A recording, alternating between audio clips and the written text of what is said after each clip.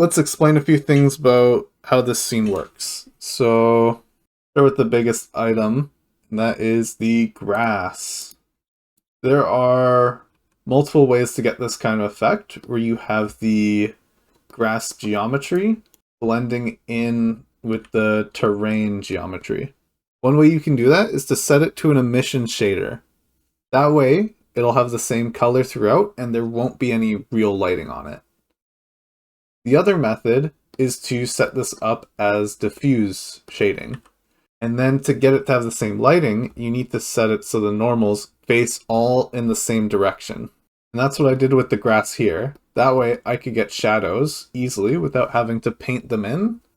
And I could get like other indirect lighting information I want.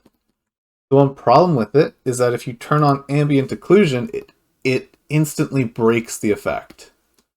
So you need to create an AOV mask and separate your render passes and then plug them all in manually with respect to that mask for the ambient occlusion.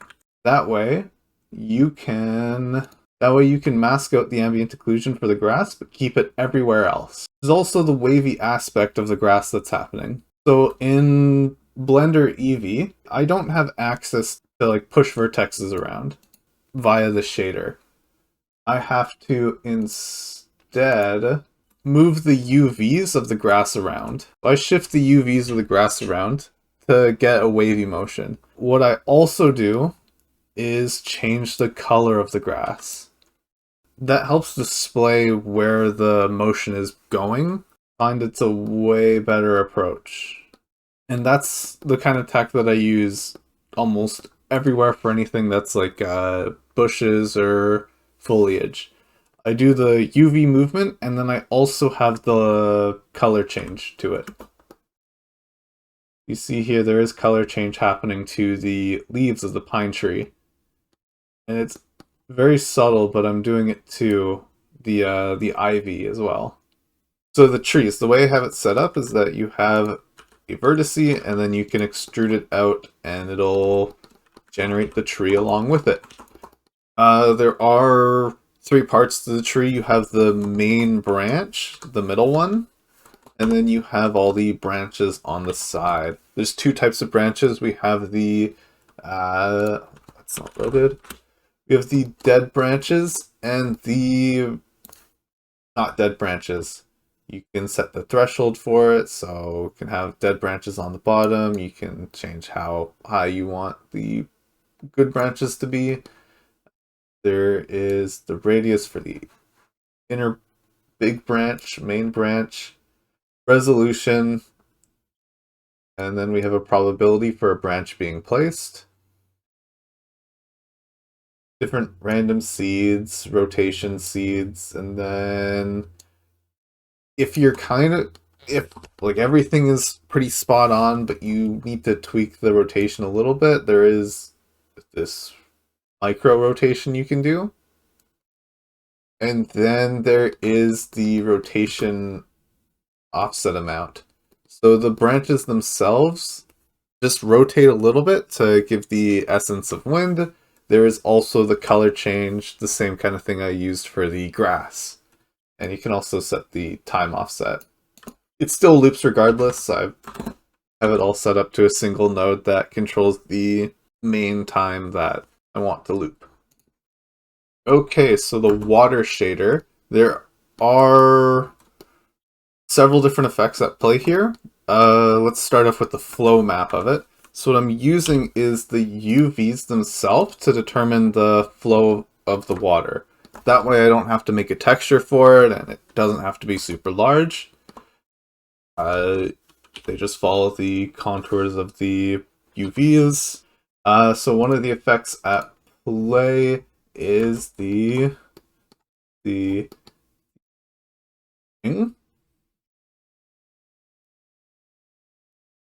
Is this here? This is for the alpha mask, the opacity. I have another one over here. This is the stream bits. That's going to be different color highlights for the water. Then there is the main color water. So this part is determining where all the darker spots of the water are for depth.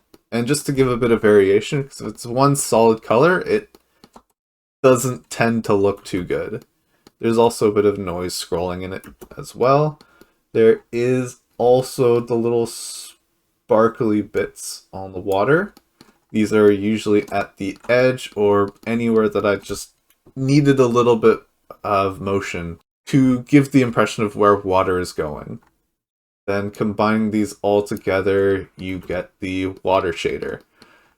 So where I determine where all of these go is based on vertex color.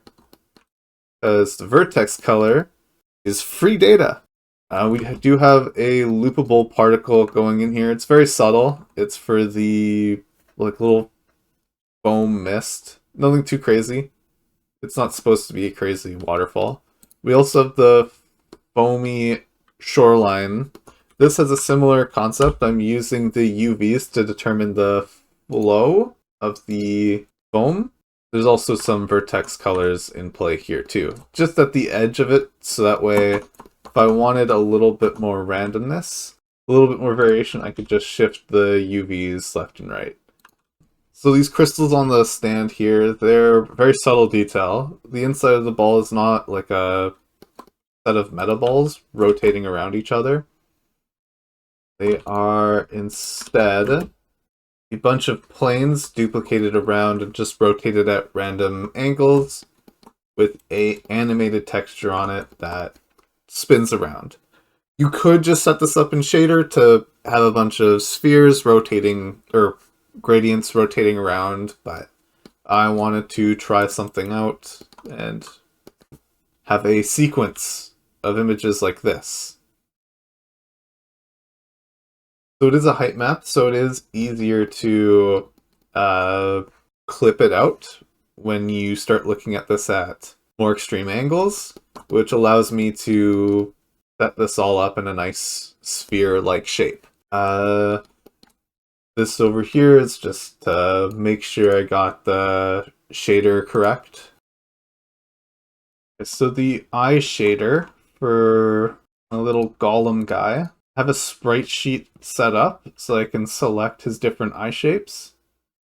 I'm able to also transform them a bit, rotate single eye, scale it, and also change the brightness. It's a little hard to see here, but if I change it to here. The way I have this set up is that I have a bit of geometry that the eyes are rendering on. For extreme angles, I have it set up so that projecting it from these instead. That way, if you do need it for more extreme angles, you can easily rotate the eye for that. And it's like a very rare use case, only if you're looking at it from an extreme angle and it looks a little off. It needs a little rotation on it. There is one problem with it. If you do more high definition faces at sharp angles, the MIP map will activate. And in Blender, like I don't have any control over it, so it just activates. And that'll sort of blur the mask a bit, and you might have some bleeding going on with the mask. That was the other purpose of having the UVs projected, so that way I could easily sort of rotate it around to help mitigate the MIP mapping.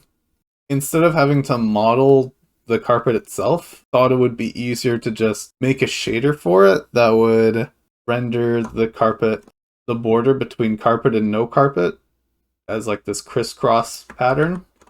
And then I could paint where I want carpet and no carpet using the vertex colors. Have it set up so I can change the height of the shell texture and the resolution. It does get costly if you make this high because it is essentially a brute force parallax occlusion. Keep it relatively small and kind of compact together. So there's one more thing in the scene that I didn't quite use, but it was there in case I needed it. And that was a Skybox. So it's how I got the clouds in the background there. And maybe more in this direction too. So go to the Skybox camera. So I have a whole scene already like preset. The cameras here are linked, and a little world back here that's all modeled out. I didn't use this, so that's why it's very bare bones. It's more just I have it available in case I ever want to point the camera in the direction of the terrain. So the main reason why I have that set up is because it was a Z-depth resolution issue. If I had my Z-depth too far away, let's say that scene was about 2,000 meters. Some points I'd have to have this close together at 0.05. I could have issues with rendering the grass. Yeah, so I'd get issues where artifacts like these would show up. You're getting like these black spots in the render, and that's where the planes are too close together, and the Z-depth just sees them as being in the same spot, freaks out, and just renders them black instead. So that's why I have this double camera set up to prevent that from happening. And also because I wanted to test it out to see how doable it was, and maybe I could use it in future projects. I think I've explained everything. There are like a few other things, but they're relatively small. I have these all set up on planes so that the ivy spawns. Same with the bushes here. Same with all the rocks too. I have planes that instance the rock onto. I'm doing them as instances because I'm not doing anything to them mesh-wise, I just need them placed. It's the same with the trees too. These are all meshes. All these are all like instanced meshes. That's everything. That's how the scene works. Hopefully I did a good job at explaining everything. Thank you for watching.